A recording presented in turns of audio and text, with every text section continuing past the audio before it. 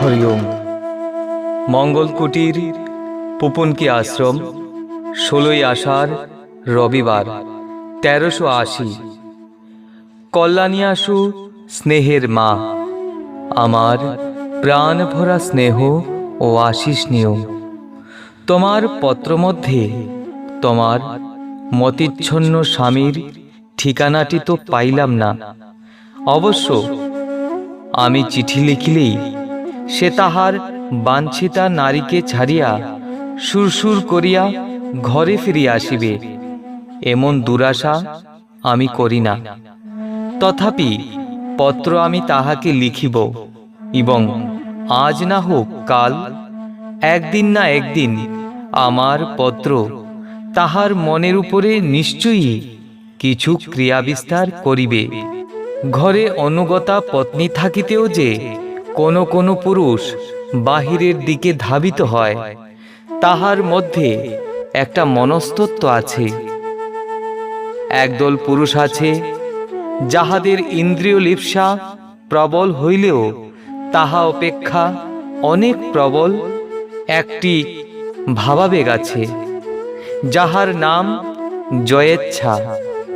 তাহারা অনাঘ্রাতা নারীকে, অপ্রাপ্যা বান্ধবীকে, অলভ্যা সুন্দরীকে জয় করিতে চাহে।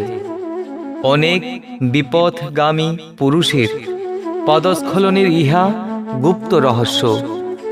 তুমি নিজের ভিতরে প্রবল সংকল্প স্থাপন করো। তুমি অবিলম্বে এই বহির্গামী স্বামীর নিকটে অলভ্যা হও। তুমি জোর করিয়া নিজের দেহে ও মনে ব্রহ্মচারী হও। উন্মার্গগামী স্বামী ঘরে কদাচিৎ ফিরিয়া আসিলে তোমাকে যতই পদাঘাত করুক, তাহাকে দেহদান হইতে একেবারে বিরত হইয়া যাও।